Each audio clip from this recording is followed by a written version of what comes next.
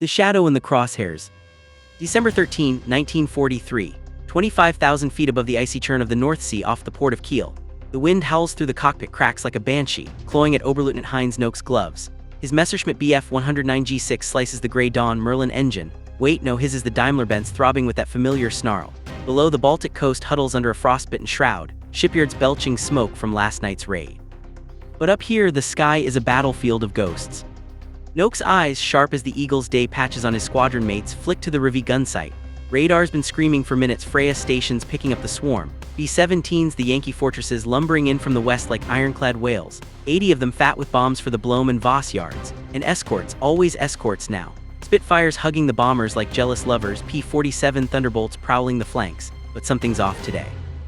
The controller's voice crackles over the radio, terse, urgent. Bandits at Angels 25, bearing 090. New profile, long noses. Careful, these aren't Spitfires. Noak Banks' left heart pounding against his flight suit. He's 31 kills rich already, a Rittercruise dangling from his neck like a noose of pride.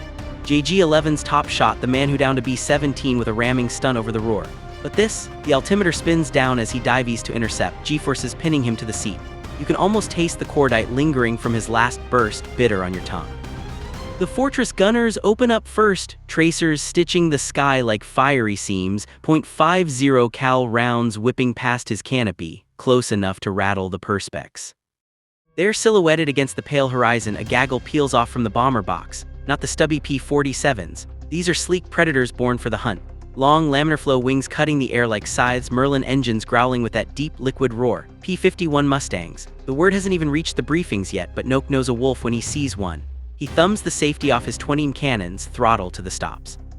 400 mph in the dive, the North Sea blurring into a silver smear below. The lead Mustang jinks right, liquid-cooled engine untouched by the slipstream's bite. Noak closes 200 yards, 150. His thumb whitens on the trigger, burst. Shells rake the tail, but the American doesn't falter. No radial engine to chew up, no Achilles heel. The Mustang rolls inverted, belly flashing aluminum in the weak sun, and pulls a turn tighter than any FW 190 could dream. Noak follows, blacking out at the edge of his vision, the world inverting to nausea. What the hell is this thing? He recovers first, lines up again.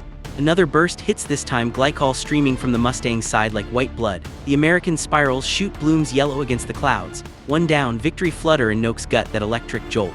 But then the sky erupts. More Mustangs, not escorts, hunters. They weave through the melee like barracudas in a tuna boil, out-climbing the spits, out-turning the thunderbolts they'd left behind. One latches onto Rottenfuhrer Mueller, Noak's wingman, 300 yards back. Twin .50s chatter, methodical, unhurried. Mueller's 109 shreds, cockpit erupting in flame. No shoot, just a smear of fire plummeting into the waves. Noak yanks stick hard right, evading a diving P-51 that's on his 6 like a shadow. The American's pilot call sign red too, though Noak can't hear it, matches every move. Stall, no, this bird doesn't stall, it dances. Noak glances at his fuel, Merlin sips like a gentleman, range out to London and back without a burp. His Daimler guzzles, needles dipping toward red. The radio screams, break off, conserve fuel, they're not biting. But Noak bites. He loops high, sun in his eyes, praying for the blind spot. There, the Mustang overshoots, greedy for the kill. Noak snaps the stick, cannons barking, hits smoke trails from the wing root. The P-51 fishtails, but recovers, vanishing into the bomber stream like smoke. Gone, not crash, just away to fight another day over the Reich. He limps home to Oldenburg, belly landing on fumes, the ground crew swarming like ants. Debrief in the freezing Quonset, map smeared with grease pencil tracks. Noak slams his fist on the table. That wasn't a fighter, that was a bomber with teeth. Range like a condor, turn like a zero. If they pair those with the heavies, his voice trails, eyes hollow. Squadron mates nod, ghosts in their faces. Erich Voigt, 20 kills, mutters, we need the Ta-152 up now. Or we're dead men flying. Word ripples up the chain, Jag Division 2 then to Berlin.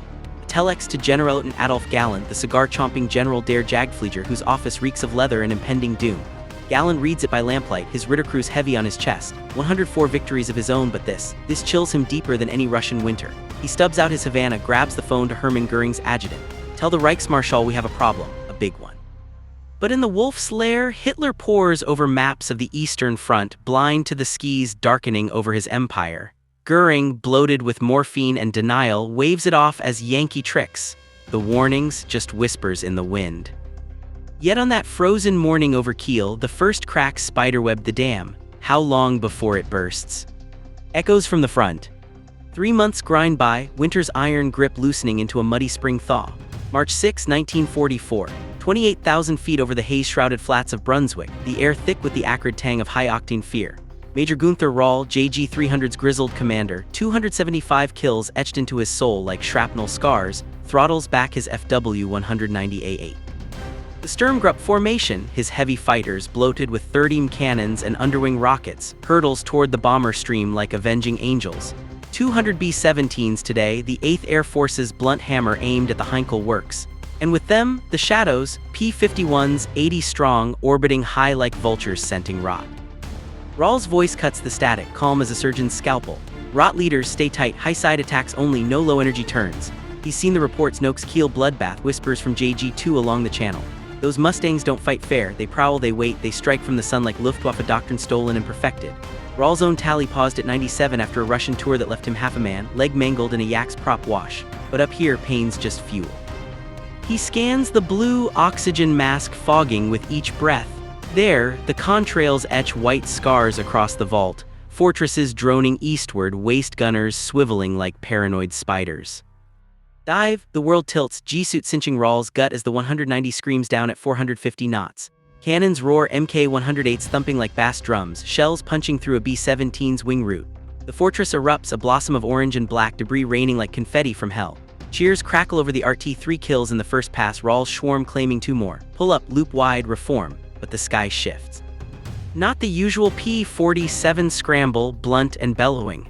These are ghosts materializing from the bomber's lee like mist off the Elbe. Mustang ghosts onto Rahl's tail, 400 yards and closing lazy. The American Captain Don Blakesley, 4th Fighter Group's Iron Nerve Co., though Rahl won't know that till post-war beers, eases the stick, his P-51 be slicing clean through the turbulence. No radial growl to betray him, just that silk-smooth Merlin burble. Rahl spots the flicker in his mirror, yanks hard left into a barrel roll. The 190 grunts, wings flexing like overburdened bows. But the Mustang sticks, turn for turn, bleed for bleed. You can feel the sweat prickling under Rahl's collar, the altimeter unwinding like a doomsday clock, 20,000 feet, 18,000. Fuel warning light winking amber. Burst from the Mustang's nose, 6.50 sinking in a lethal stutter. Rounds chew Rahl's elevator, aluminum parting like wet paper. He muscles through, rudder pedals slick with effort, spirals into a cloud bank for cover. Emerges clean, no. 2 more P-51s fence in from Angels 3-0, bracketing his escape vector. One latches onto Lieutenant Schroeder, Rahl's green wingman, fresh from the glider core. Schroeder's 190 fishtails, desperate scissors, but the Mustang doesn't blink. It hi-yos overhead, dives vertical, guns harmonized, dead on the cockpit. Schroeder's canopy shatters, the fighter tumbles earthward, a fiery comet trailing rags of flame. No mayday, just silence thicker than the smoke. Rahl breaks for the deck skimming at treetop height, flak bursting harmlessly astern like black popcorn.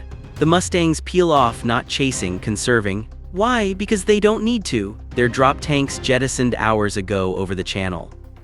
They own the clock now? Rahl's tanks read 20 minutes tops, homes 100 miles east, a gauntlet of radar nets and rival swarms. He nurses the wounded bird over the Harz Mountains, belly aching from the hits, lands gear up on a forward strip near Goslar. Ground crew hauls him out, his face a mask of cold dust and quiet fury. That night in a candlelit farmhouse turned ops room, Rahl pens his after action. The enemy long-range escort has negated our interceptor advantage. P-51s achieve parity in climb, superior in sustained turn and endurance. Recommend immediate deployment of Me-262 jets or altitude-optimized Ta-152s. Otherwise, attrition will bleed JG-300 white by summer. He seals it, hands the courier a flask of schnapps. Get this to Gallon. Tell him it's from a man who's already died twice. Dispatch snakes up the Kriegsmarine cables, past the OKL's marble halls in Berlin, landing on Gallon's desk amid a blizzard of similar pleas. The General Der Jagdflieger, scarred ace, chainsmoker, Goering's reluctant conscience, paces his office, Führer HQ's shadow long across the Rhine. He's arguing it himself now, voice gravel over the secure line to Karenhall, Goering's bloated Versailles knockoff. Reichsmarschall, the numbers don't lie. February losses 23% per sortie. March 31, those Mustangs are turning big week into our funeral march. We need fuel rationing lifted, production shifted. Goering's laugh booms back, fat and forced, laced with that telltale slur. Gallon, my dear eagle, you're seeing phantoms. Yankee tin cans with drop tanks, bah, our pilots lack aggression. Teach them to ram like Merlders and the skis clear. A pause, the clink of crystal, another metal pinned to his ego. The Führer agrees, focus on the invasion coast. D-Day's the real wolf at the door, not some propeller toy. Gallon slams the receiver, lights another Corona, the smoke curling like unanswered prayers. He's warned them since Schweinfurt, since the P-47s first nipped our heels. Now this, the Mustang born of North Americans' wind tunnel wizardry. Merlin Hart from Packard, range extended by paperclip drop tanks that let it loiter over Berlin like a bad dream. Reports from JG-26's Marseille. Outclimbs the 109 at 20,000 feet. From JG-54's Hartmann, the blonde knight himself, grounded with engine trouble but scribbling notes, turn radius 20% tighter in the dive, vulnerable only to head-on gunnery. All ignored, filed under Allied propaganda. By April, the whispers harden to shouts. Gallon convenes the aces at a smoky chateau near Fontainebleau, Noak, Rahl, Barkhorn, Nootney. Faces gaunt under the chandelier's flicker, maps unrolled like autopsy sheets. Gentlemen, Gallon growls, pinning a Mustang silhouette beside the BF-109s. This is our Judas. Speed 440 at altitude, ceiling 42,000, and it flies from England to Regensburg and back without refueling. Murmurs ripple. Barkhorn, 200 kills, slams the table. We hit them in the merge every time, but they don't merge, they orbit, pick us off like grouse. Nootney, the jet pioneer, leans in, eyes fever bright. Give me the Me-262 squadrons operational now, not next Christmas, or will be footnotes by VE Day. The conclave drafts the ultimatum, a joint memo to the OKL CC'd to the Wolf's Lair. Urgent, enemy fighter superiority mandates doctrinal shift, defensive patrols insufficient, require preemptive strikes on UK bases, production priority to high-altitude interceptors. Gallon signs it with a flourish, seals wax dripping like blood. Courier departs at dawn, tires churning the gravel. But in Rastenburg's concrete bowels, Hitler rants at the Atlantic Wall models, eyes wild on the panzers massing for the great counterstroke. Goering skims the memo over lunch, foie gras and denial chuckles to his adjutant. Gallon's pilots whine like schoolboys, the Führer will hear none of it. Schroeder whirs, the words vanish into confetti. Spring blooms blood red over the Reich. May sweeps in with thunderheads and the aces strap in again, hearts leaden. One more mission, one more chance to prove the unprovable. But as the Mustang's contrails lace the dawn over Normandy, the ignored storm finally howls its name. What if the warnings weren't whispers, but war? Fractures in the firmament. May 12, 1944, 30,000 feet above the emerald quilt of Normandy's bocage, where hedgerows claw the earth like forgotten trenches from Verdun's echo. Hauptmann Wilhelm Willy Roth, JG-52's veteran Ritterkreuzträger, 220 victories, mostly Bolshevik birds plucked from the steppes vast blue, throttles his Bf-109 G-14, the high-altitude variant Messerschmitt rushed out like a desperate lover's gift. But today, over the invasion coast, it's no match for the horizon's hungry eyes. Roth's squadron, detached from the eastern meat grinder to bolster the Westwall's aerial picket, sweeps low along the Seine hunting shadows. Recon flights buzzed Berlin last night, Allied shipping massing off Portsmouth, paratroop silhouettes on moonlit fields. Invasion fever grips the Luftwaffe like malaria, every patrol a fever dream. Roth's canopy frames the channel's slate-gray churn, whitecaps foaming like rabid dogs. His radio hisses with clipped commands. Jag Division 3 Vector 020, bogies at Angels 28 inbound con. He's flown this beat since 42, tangling with typhoons over deep, but the air feels thicker now, charged with the ozone tang of impending rain or blood. You can sense it in the way his mechanics cinch the straps tighter this dawn, faces etched with the unspoken. This might be the one, Herr Hauptmann. Roth, 32 and wiry as a rapier, shakes it off with a wolfish grin under his oxygen mask. He's the old head, the one who schooled Erich Hartmann on deflection shots over the Cuban, but even legends bleed. Climb, the 109's DB605AS hums sweet, supercharger whining as they punch through scattered cumulus. Their raider ghosts solidify into steel, a gaggle of P-47s escorting marauders toward the rail yards at Rouen. Roth signals the bounce, diving from the perch like a peregrine on a starling flock. Cannons spit two bursts and a jug's radial coughs black smoke, spiraling into the estuary with a splash that sends gulls scattering. Victory won. His swarm claims another, the RT alive with guttural cheers. Gut shoot, Willie. Pull up, energy fight, keep the nose high, bleed them slow. But the trap springs eternal. From the sun's glare they slink in. Mustang's P-51DS now, the D-model's bubble canopy granting 360-degree menace. Not the B's awkward Malcolm hoods, these are glass-eyed predators, Malcolm S. Milligan's laminar miracles mated to four-bladed props that bite the air like sharks' teeth. Roth spots the lead, Major Howard Hinman, 357th Fighter Group Shadow Ace, though names mean nothing in the merge. Hinman's bird ghosts left, wingman tight on the slot, jettisoning ferries over the drink hours ago. Range, infinite. Their loiter time, a Berlin round trip on internal tanks alone. Roth yanks into a defensive Lufbury, the circle his forefathers swore by since Verdun skis. But the Mustangs don't bite the bait, they orbit outside, patient as surgeons circling a tumor. One peels in shallow, .50 cal symphony chattering from 350 yards, farther than the 109's gun's harmonized suite.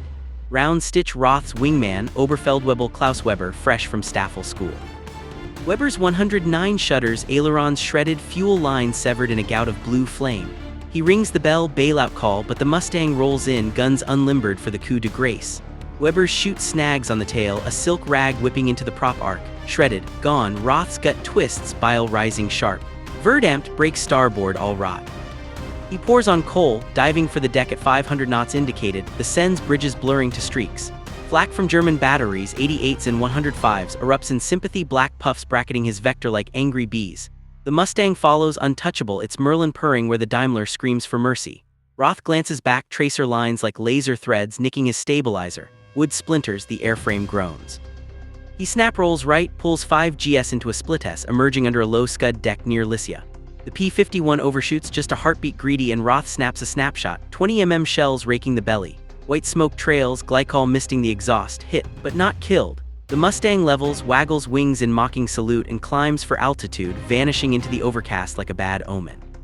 Roth nurses the limper home to Crail, touching down with one wheel shy, the prop chewing turf in a rooster tail of sparks. Debriefs awake, 3 pilots back, 2 chutes recovered from the marshes. Roth's report bleeds frustration onto the page, ink smudged by calloused fingers. P-51D demonstrates tactical flexibility beyond prior variants. Bubble canopy eliminates blind sectors. 6-gun battery effective to 400 meters. Our G-14s match initial acceleration but falter in prolonged dogfight due to inferior high-altitude power. Recommendation: retrofit all Western front units with MW-50 injection kits immediately. And for God's sake, release the Me-262s from trials purgatory. The words rocket up the chain, Galland's adjutant collects it at midnight, bundling with a dozen like it. From Marseille's JG2, where Bass Kowalski down 3 but lost 5 to Mustang top cover. From Trotloft's JG54, where Grunher's aces mutter of unbeatable turns at 25,000 feet. Galland got now from chain-smoking vigils compiles the dossier. Charts of loss ratios spiking like fever graphs, 12-1 in the aces' favor last year, now inverting to 3-1 against. He storms the OKL corridors at Zentralflughafen, cornering Goering's chief of staff in a side office reeking of sauerkraut and stale ambition. Oberst, this isn't attrition, it's extermination. The Mustangs have turned our defensive umbrella into a colander. We need 1,000 fighters pulled from the east, fueled and armed for coastal patrols. And tell the Reichsmarschall, if he won't listen to us, let him fly one sortie himself. The plea filters to Carenhall, where Goering lounges amid Renaissance knockoffs, morphine haze dulling the edges of dread.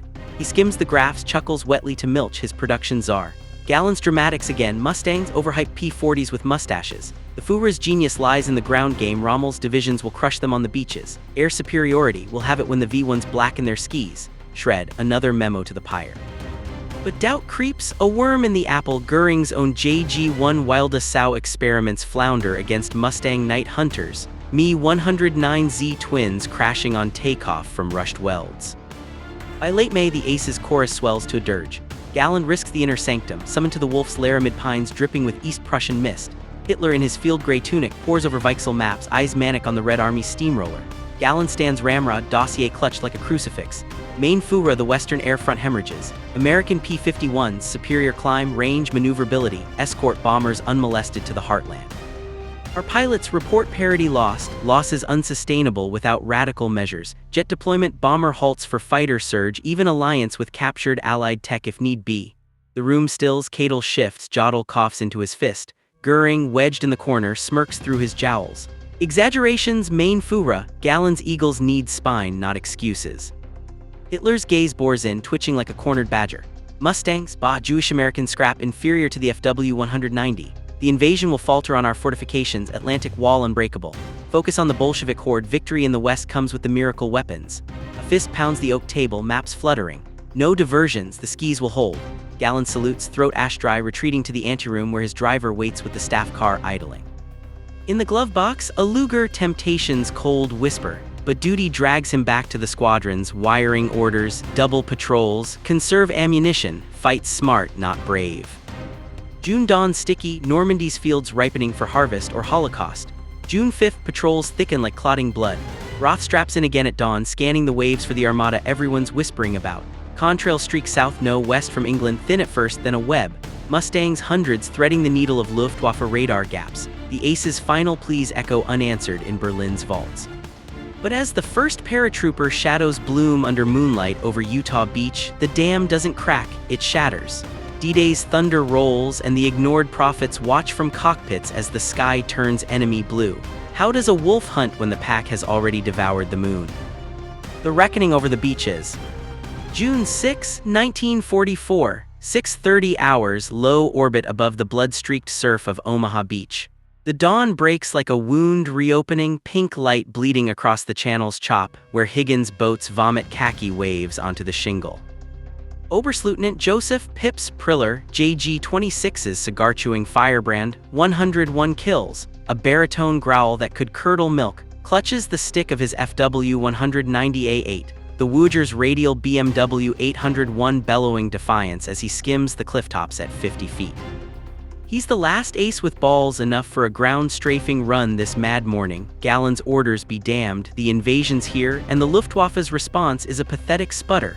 300 sorties total against 12,000 allied. Priller's alone, wingman splashed over the Scillies at first light, his RT a tomb of static. The beach below is hell's own tableau. GIs clawing through barbed wire, MG-42 nests chattering like deranged typewriters, 88 shells arcing in lazy parabolas to crater the tide pools. Priller's canopy whips past pillboxes, the salt wind battering his face through the slit vents. He thumbs the master arm, 420s and 213s loaded with HEI, high-explosive incendiary birthday candles for the apocalypse. Dive. The 190's nose dips, airspeed building to 300 knots in the zoom, horizon tilting to vertigo. You can almost hear the shrapnel whine, taste the cordite bloom as he hoses a landing craft cluster, tracers raking the ramps like divine judgment. Explosions ripple, amphibs gutted, men leaping into the surf, life vests blooming orange in the foam. Pull up hard, G-forces slamming Priller's teeth together, vision tunneling gray.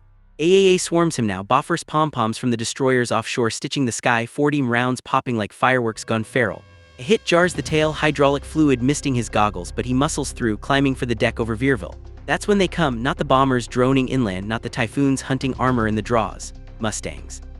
P-51DS, the floodgates of the 9th Air Force unchained, 200 strong fanning out from the beachhead like wolves slaking a long thirst. Priller spots the lead pair, low, fast Merlins idling like gentlemen at tea, peeling from a P-47 top-cover swarm.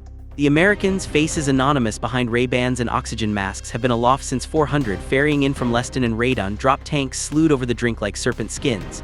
Range academic. They're here for breakfast, Luftwaffe stragglers, recon Fieseler storks, anything with a swastika. Priller banks right, rudder pedals alive under his boots, but the Mustang latches at 500 yards, lazy scissors, no commitment, just the .50 cal cough probing his 6. Rounds zip past, one nicking the prop hub with a metallic tang. He rolls inverted, splits downward toward the dunes, sand kicking up in his slipstream. The beach devolves to chaos below. Rangers scaling Point du Hoc, their ropes whipping in the gusts, while Priller fights for his life above. The Mustang matches the dive, untouchable, its laminar wing slicing turns that make the FW feel like a lumbering drunk. Priller glances at the mirror, there the bubble canopy glints, pilot cool as a mortician. Burst, 6 Brownings sinking in a buzzsaw whine, chewing his starboard aileron to lace. Aluminum shreds trail like confetti, the 190 wallows sluggish now, altimeter spinning to 0. He rings the RT, voice a rasp. This is Priller to any station, bandits everywhere, P-51's owning the low level, need flak support now, static hisses back. Alone. He levels at wavetop height, spray sheeting his windscreen and snaps a desperate deflection, cannons barking wild across the Mustang's nose. The American doesn't flinch, he throttles back matching speed, orbiting like a shark schooling bait. Why not finish it? Because he doesn't have to. Fuels for the afternoon patrols when the Panzers roll up from Carrington. Priller breaks inland, hugging the hedgerow's emerald veins, bocage blurring to green smear. Flak friends or foe. Doesn't matter, bursts umbrella him from both sides, Luftwaffe 37's mistaking him for enemy. A shell clips the wing root, fuel dumps in a rainbow arc. Bingo! He picks a fallow field near Bayou, bellies in with a shuddering grind, prop carving furrows till the airframe sighs to halt. Ground crew from a flak battery hauls him clear, his flight suit singed and salt-crusted. Oberstleutnant the skis they're blue, all blue. Priller lights a cheroot with trembling hands, inhaling deep, the cherry glowing like a dying sun. Yeah, and we're the flies. By noon he's on the blower to Gallen's ops van, wedged in a shadehouse cellar near Juan, maps yellowed with crayon tracks. Adolf, it's biblical, Mustangs from horizon to horizon, low strafing, high CAP, interlocking like a net. We launched 50 sorties this morning, 20 back. The rest, fertilizer for Rommel's roses, your jets, still taxiing in Bavaria. The warnings noke rawl. Roth, they were prophets, and we crucified them on red tape. Galland, voice leaden over the crackle, rubs his temples, the weight of 500 aces ghosts on his shoulders. He's in Berlin, or what's left. Bombers hammered the rail hubs yesterday, Mustangs riding shotgun unmolested to the Ruhr. The General der Jagdfliegers owned JG-26, Priller's outfit bled 40% in the first wave. Reports flood in from Marseille, where JG-2's Abville kids tangle with 354th FG Mustangs over Le Havre, losing 6-2. From the Channel Dash remnants, FW-190s pounced by 357th, the Oxford boys, their P-51s dubbed Mary and Hastings, tallying triples before lunch. Gallen's fist crumples a telex. Enemy achieves total air supremacy. Defensive fighter ops futile, recommend immediate withdrawal to Rhine line. But withdrawal, Goering's edict from the Obersalzberg bunker, where he's bunkered with his Wagner records and pill bottles. Not one step back, the Luftwaffe stands or falls with the Atlantic Wall. Gallen bites back a curse, eyes on the clock, 1,400 now, and the second wave builds. 1,500 heavies inbound to Cherbourg, Mustangs 3-1 escort. He convenes the war room by field phone, patching in the Aces cadre roll from the Haars, nursing burns, Barkhorn grounded with engine woes. Nowotny prepping his jet unit in Marienburg, 1,000 miles too far. Gentlemen, D-Days are Götterdämmerung. The Mustangs have unraveled us. Range lets them dictate the merge, bubble hoods blind no angles. Merlins outlast our DBs at altitude. We've begged for the Ta-152s, the 262s, production choked on bombers and V-weapons. Today proves it, ignored Eagles, fallen Reich. The line crackles with hollow affirmatives, Barkhorns, we fight with what we have. Rawls weary, one more pass than the end. Gallen signs off, lights his umpteenth stogie, the smoke wreathing his face like a funeral veil. He's drafting the final cable to the Wolf's Lair, words forged in bile. Main Führer, air battle lost. P-51 superiority, absolute warnings from frontline expert and disregarded at peril to the fatherland. Immediate jet commitment imperative, or Normandy falls, then France, then the skis forever. Courier departs at dusk, motorcycle snarling into the twilight, dodging craters from last night's raid. Rastenburg receives it at 2200, Hitler in conference with Model and Rundstedt, sand tables littered with lead panzer markers. The Führer skims it, face-purpling veins like rivers on a flood map. Gallen, that defeatist, Mustangs my foot, Allied trickery, Jewish pilots in Yankee crates. The Me-109 will prevail, spirit over steel. He crumples it, hurls it into the hearth, flames lick the paper, warnings curling to ash. Goering nods, somnolent, popping another tablet. Precisely, Main Führer. Tomorrow we surge, Wildesau by night, Stukas by dawn. Lies all, but the room deflates with dutiful murmurs. Outside, pines whisper secrets to the stars, indifferent to the Empire's fevered dream. By midnight, the Aces strap in for the night fight. Priller back in the saddle, borrowed kite from JG-2, fuel siphoned from staff cars. Contrails lace the moonless vault, Mustangs prowling like insomnia's ghosts. One more dawn, one more delusion shattered. But as the first V1 whimpers skyward from Pas-de-Calais, a buzzbomb blind to the hunters waiting in the dark, the question hangs heavier than flak. What price for a leader's deaf ears, when the Eagle's cries were the Reich's last alarm? And in the roar of unseen engines, the answer plummets like a burning wing. Eclipse of the Eagles. August 19, 1944. 22,000 feet over the Falaise pocket, where the Normandy hedgerows choke into a cauldron of steel and screams, the air heavy with the reek of burning oil and ruptured bowels. Generalleutnant Adolf Galland, the Luftwaffe's scarred conscience, 104 kills faded to ghost's echo, straps into the unfamiliar cockpit of a Me-262A1 a Schwalbe, the jet's Jumo 4s idling with a banshee whine that rattles his fillings. It's his first operational flight in months, a suicide bid to rally the remnants. JG-7's embryonic jet unit, 5 birds scraped from test beds, pilots greener than the bocage below. The invasion's metastasized, Normandy a meat grinder, Paris aflame, the Allies' boots on the Seine. And overhead, a monopoly blue, P-51s dictating terms like conquering kings. Gallen's canopy seals with a hydraulic hiss, the world narrowing to dials and shadows. He's 52, paunchy from desk chains, but the adrenaline's pure 39 vintage Poland's dawn patrols when Eagles ruled unchallenged.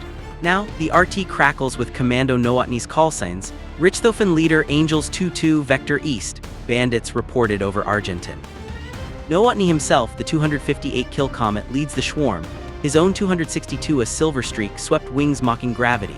They taxi out from Juvincourt's Bompak strip, tires chewing crater lips, flak batteries silent for once, their crews fled or dead. Throttle up, blue flames lick the tailpipes, acceleration slamming Gallon back like a Stuka dive. Airborne, 300 mph in seconds, the earth shrinking to a watercolor smear. For a heartbeat, hope flickers. This is the miracle, the arrow to pierce the Mustang veil. Climb, the jets gulp kerosene at prodigal rates, but altitude comes cheap. 25,000 feet in under 3 minutes, the props whirled a memory. There the horde, 400 bombers, B-24s and 17s slewing eggs on the pockets, trapped panzers, typhoons circling like hyenas. And the Guardians, Mustangs 200+, the 361st and 479th Group's finest, orbiting at 20,000 like shepherds of doom. Gallon signals the attack. Stostrup high-side run, cannons only save the rockets for the heavies. The 262s streak in, ghosts in the machine, MK-108s thumping 30 wisdom into a Liberator's spine. It erupts mid-haul, a thunderclap of avgas and aluminum, crew tumbling earthward in a black rain. Cheers ripple Nowotny's treffer, sharp as a bayonet. 2 more forts crumple, the swarm's first blood sweet on the tongue. But the sky bites back. A Mustang Lieutenant Colonel Cesar Cappy Guron, 356th FG's unflappable lead, though Gallon's blind to the irony, spots the silver darts from the sun's anvil. His P-51D Pauline drop tanks long jettisoned over the Cotentin rolls inverted, diving to intercept. The jet's speed is godlike, 540 indicated, but maneuver, a hammer, not a scalpel. Gallon watches in horror as Nowotny's wingman, Lieutenant Alfred Schraber, commits to a tight turn against a pursuing P-51. The Mustang doesn't engage, it predicts high-yos overhead, .50s chattering from deflection. Schraber's 262 shutters, one Jumo flaming out in a comet tail of debris. He spirals, fighting the torque, but the Mustang rolls in for the kill, burst after burst, methodically shredding the cockpit. No shoot. Just a white-hot plummet into the Norman Oaks, blooming a pyre that scorches the wheat. Gallon yanks the stick, pouring on afterburner thrust, 600 mph, the horizon a blur, but the Mustangs adapt, fanning out in thatch weaves, bracketing the jet's escape. One latches onto Gallon 6, 400 yards, calm as a duelist. Tracer lines stitch the void, nicking the starboard intake. Compressor stall shudders the airframe like a fever chill. He breaks hard right, bleeding speed for a snapshot, cannons bark, shells arcing wide. The P-51 jinks left, untouchable, its Merlin sipping where the Jumos guzzle. Fuel warning, klaxons wail, 15 minutes left, Paris burning below, the Rhine a distant prayer. Nowotny's voice cuts in, edged with ice. Break north, they're hurting us. But north is fuel's grave, the jets thirst like vampires, range a cruel joke. Gallon levels, scans the melee, 3 262s left, 2 Mustangs trailing like remeras. He thumbs the RT. This is Gallon to base, abort, the props outturn us at low speed, we can't disengage. Too late for the fourth, flames claim it in a corkscrew dive, pilots mayday, a gurgle of static. Nowotny covers the retreat, losing R4M rockets in a desperate fan, 2 P-51s stagger, 1 trailing smoke, but the wolf pack reforms, unbloody. Gallon nurses his bird west, crossing the Vire at wavetop, AAA from both sides hailing him like a traitor. Lands gear up on a meadow strip near avalanches, the jet grinding to a halt in a fur of sparks and oaths. Ground echelon swarms, Nowotny touches down beside him, face ashen under the helmet. We got 4 bombers, Herr General, lost 3 birds, the Mustangs. They fly rings around the jets in the dogfight. We need numbers, not miracles. That dusk in a half-collapsed hangar reeking of hydraulic fluid and defeat, Gallon pens the epitaph. His hands shake, ink blotching the field ledger. Me-262 operational debut, tactical success in the past, strategic farce. Enemy P-51s negate jet advantages through superior numbers and pilot skill, range allows persistent engagement, maneuver counters our velocity. Previous warnings from JG aces Noak, Rahl, Roth. Priller prophesied this collapse. Hitler's fixation on wonder weapons blinded us to the prosaic truth, the Mustang's quiet supremacy. Recommend total fighter redeployment to Reich defense, Normandy lost. He seals it, hands it to a motorcycle dispatch rider, her engine coughing to life in the twilight. To Berlin, to the Führer. Pray he reads it this time. Rider threads the chaos, P-47 strafing columns on the N-13, Tiger Hulk smoldering in the verges, reaching OKL forward HQ near Chartres by midnight. Gallon's cable joins a deluge. Prillers from Falaise tallying 80 sorties for 12 kills, 60 losses. Rahl's JG-300 eviscerated, Sturmgruppe tactics a suicide pact against Mustang CAP. Barkhorn's JG-52 remnants withdrawing east, their eastern front scars reopened by western hunters. Gallant himself, jet ace no more, commandeers a Fieseler Storch for the Rhine, the pocket's noose tightening behind him. In the cockpit, wind whipping his scarf, he lights a final Corona, the ember a lone defiance. "We told them," he mutters to the clouds. "God help us, we told them all." Berlin receives the flood at Obersalzberg, where the Berghof salons echo with phantom orchestras. Hitler, gaunt as a Goya specter, convenes the gloom. Goering, slumped in morphine fog, spear packing like a caged wolf. Dernitz's U-boat eyes on the maps. The cables unroll like autopsy scrolls. Mustang kill ratios 10:1 now. Luftwaffe sorties halved monthly fuel stocks at 20%. Galen's words strike deepest. Ignored warnings, a mirror to the Führer's eastern blunders. Stalingrad's ghost in every line. He erupts, spittle flecking the crystal decanters. Traitors, defeatists, the jets will turn at 262s by the 1,000 V2s to raise London. The Mustangs are paper tigers, our pilots lack faith. Goering echoes, voice a wheeze. Ja, mein Führer. Galland exaggerates, American luck, nothing more. But doubt gnaws. Goering's own wildest Sau knights yield scraps to mosquitoes. His empire of aces reduced to moths battering the lamp. Hitler waves them silent, eyes on the eagle standard, its talons dulled. No retreat. The West holds at Aachen, the skis with the Me-163s next. Lies to soothe the fever, but the room reeks of endgame. Cadles nods mechanical, Jodel's silence is damning. The cables, filed in the Führer's nightstand drawer, unread talismans against the tide. By September, the Ardennes stirs with whacked am Rhine fever dreams, but the skis stay blue. Mustangs escorting heavies to the Herzogenbosch. P-51s tangling with JG-300's last gasp over the Ruhr. Galen's jets trickle in, 100 by Arnhem, claiming 50 kills for 40 losses, but the math damns them. Too few, too late. Winter bites, 45 a dirge. Galen sacked in January, shipped to Commando Schmid for token jet ops. His Rittercrews bartered for black market SIGs. The aces scatter, rawl to POW camps. Priller to staff purgatory. Nowotny's 262 claimed by Mustang over the Newmark in November. His ghost the last to cry wolf. Hitler in the bunker rants to the walls. The Mustang memos unearthed in a final lucid haze. Too late for absolution. April 30th, the capsule bursts. The skis over Berlin swarm with 1,000 heavies unescorted. No 2000 Mustangs, the eighth's fist unchallenged. In the end, the ignored chorus fades to footnotes. Noakes Kiel Dawn, Rawls Brunswick Blaze, Roth Sensar, Priller's Beachfair, Galen's Jet Requiem. Superiority not in steel alone, but in heeding the eagle's fall. The right crumbles, skis eternal blue, a canvas for the victor's brush. What echoes louder, the Merlin's purr or the silence of deaf ears in the storm? End.